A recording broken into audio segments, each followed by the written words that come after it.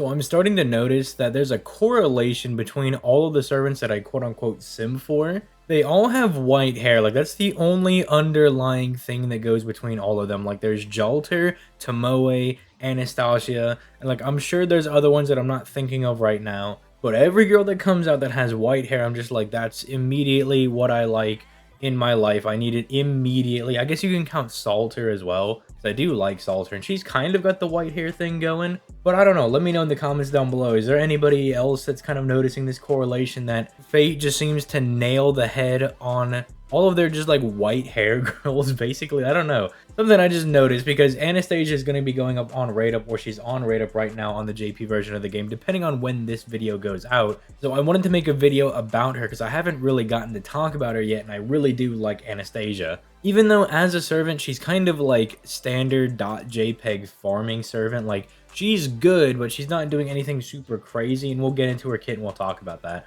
But if you enjoy FGO content, I upload these videos every single day, and all I ask for in return is a like on the video and a subscribe to the channel. And if you're feeling ultra mega feisty, you can click that join button and become a channel member. But let's go ahead and dive right into this, and let's look at Anastasia's hits. Although I do want to note, because I usually don't look at the HP and attack values, because for the most part, the servants that we look at are either like pretty average, or you already know that they have insane attack. Like if I look at Jalter, there's really no reason for me to be like, and by the way, she's got Ooga Booga attack, because everybody knows that she's got Ooga Booga attack. But in Anastasia's case, if you look at her attack, it's actually quite low. It's at 10,500, which is not very high at all whatsoever. Now that being said, she can still output some pretty decent damage, but I definitely think this is kind of holding her back. And if you look at her HP though, she's got some pretty busty HP stats there, you know, if you catch my drift. But I just thought that was something of note to kind of point out, because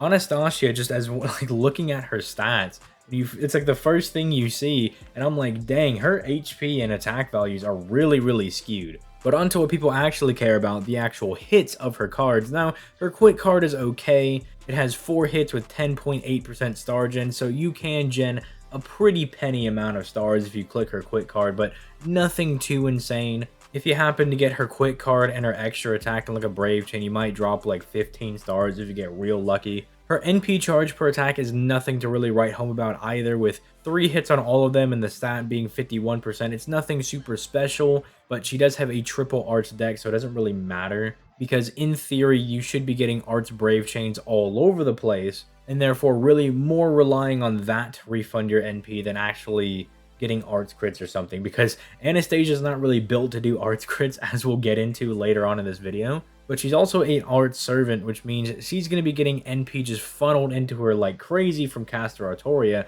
so that should really never be a problem. Also, again, 5 hits on the extra attack means she is a godly servant already. But let's go ahead and, you know, stop the memes and let's look at her first skill. So her first skill is already a pretty solid start, although it is kind of an odd way that they built her, because they gave her Pierce Invincibility for 1 hit and a 50% Arts Mana Burst for 1 turn, as well as reducing one enemy's debuff resistance by 100% for 1 turn.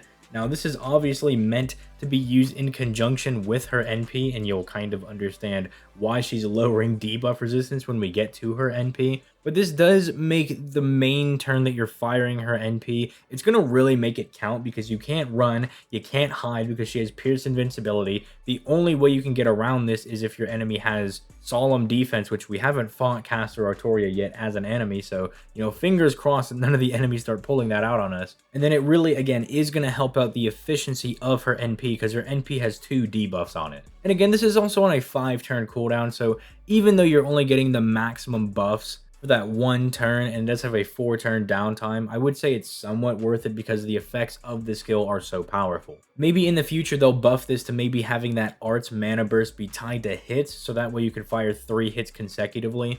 But again, with Castoria, I don't really think that's too much of an issue. But let's move on to her second skill, which is actually a charisma skill. And this one's actually pretty interesting, because usually charismas nowadays give 20% attack to the entire party, and then they do some secondary effect, like they give crit damage, or they drop crit stars, or they give NP gain. You know, they do something additional, right? That's kind of the meta for charismas right now. But instead, Anastasia chooses to give the entire party 20% attack for 3 turns, and then pulls out the Uno reverse card and basically flips that on the enemy party by lowering their attack by 20% for 3 turns, again, all on a 5-turn cooldown. So this is contributing to the entire party's attack. It's giving Anastasia a little bit of extra attack when her arts buff is not up. It's also going to make her a bit more tanky because she's lowering the amount of damage the enemy party can do to her, which I think is very solid. Again, it's an interesting way for them to go about using a charisma. Now, is it better than just giving fat buffs to the entire party? Probably not. It's probably better to just give the entire party 20% attack and then like 50% crit damage. But I do appreciate what they're doing for Anastasia, because if you couldn't tell, she's geared more towards doing harder content where there's numerous enemies, because she has the Pierce invincibility. She's relying on fighting her enemy for numerous turns. That's why she needs the debuffs to stick. And when we get to her NP, you'll see that those debuffs that she's applying to her enemies are very good in those longer, harder fights. And then the fact that she's also going out of her way to lower enemy attack to make her a bit more tanky, you know, to give her a little bit of extra survivability, which with that 14k HP, she's gonna be pretty chunky. So yeah, she can kind of be used for farming, but you can see that they're leaning more for her being this AoE caster that's really good in challenging content. And this kind of flips, though, when we get to her 3rd skill, because, again, she has a 50% battery, which is really good for farming because it's compatible with most of the event CEs that we get nowadays that just have, like, starting 50% gauge. So it means she has a lot of very good synergy there.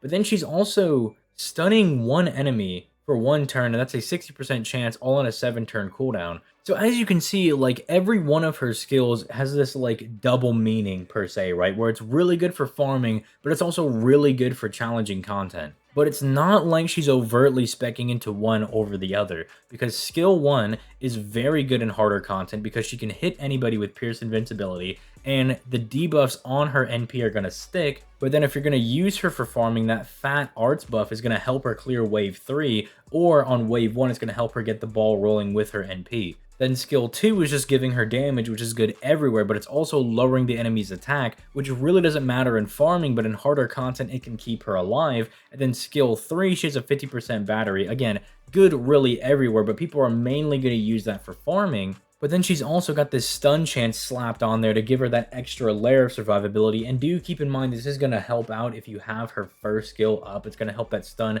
hit a bit harder. So don't look at that 60% chance and be like, oh man, I'm never going to get the stun off. As long as you time it correctly and you've used the 1st skill and then you use the 2nd skill, you should be able to get the stun off pretty easily. And then I've been talking about the NP the entire time, so let's just talk about it. It's an AoE arts NP that has 4 hits, so it's going to be a bit better at genning NP, and they really did have to give it 4 hits because her NP gen value is pretty low, her attack value is pretty low, so her getting overkill is going to be hard enough because she's not hitting very hard, especially on those turns where you don't have that 1st skill up. But then her NP gain isn't super insanely high, so they had to at least slap like 4 hits on this. I probably would have at least liked to see 5 or 6 maybe to really make her a bit more consistent, but you can still kind of force feed her for farming. And then for challenge quests, it doesn't really matter all that much because at that point you're using Brave Chains to kind of get your NP back, so you don't have to worry about it as much. But then the 2 effects that it has is that it can seal all enemy skills, and then it can reduce all of their defense by 20 to 40% depending on overcharge. Now, I would say reducing their defense is good for farming, but because you're trying to kill all of the enemies in one shot and do that 3 turns in a row for a 3-turn farm, you're probably not going to make use of this unless you have to use a Brave Chain to kill because your Anastasia is maybe like NP1, NP2 and not strong enough to clear. Not trying to throw shade at anybody, I'm just saying you don't love Anastasia as much as the rest of us. But that skill seal, again, is something that's very good in more difficult content, and I think this is really rounding out Anastasia to being the servant that's very good in harder, more difficult content that can also function somewhat as a farmer. I don't know if any of you guys played Naruto Blazing back in the day, but I was really into it, and in that game, you had the normal PvE units and then you had PvP units. And I would always look for those units that were good in both types of content. Usually I look for like a PvP unit that I could actually get away with using in PvE content, and I feel like that's kind of the meta for FGO. You have farming units and then you have challenge quest units, but then you have that sweet spot where a lot of those servants that can do both really fall in and they really help out the people that summon for them, because if you pull this unit, they're going to help you out everywhere. Now obviously, again, more tailored for harder content, but Anastasia with that 50% battery can really be a godsend when it comes to farming, especially with Castoria. I didn't mention her passive skills, but I wanted to mention that she has a 12% arts buff just permanently on her passive skill because of territory creation. And she also comes equipped with her own 10% debuff success rate and debuff resistance because of her weird lore skill. So all in all, should you summon for Anastasia? Well, if you're like me and you're a simp for girls with white hair, most definitely you should, because she's going to do a lot of good work for you. She's going to be a very powerful arts AoE caster in the arts meta. If you have Castoria, you can kind of force feed her into farming, especially because she has a 50% battery, and that gives her a lot of leeway for that low NP gain. But I think the real question is Nero caster versus our girl Anastasia over here, and that just sounds like it's a versus video waiting to happen. So if you're interested in that, leave a comment down below, and maybe I'll go ahead and do that tomorrow or whenever this video comes out. With that being said, I'm going to go ahead and get out of here. You guys have yourselves a nice day. Peace late, guys.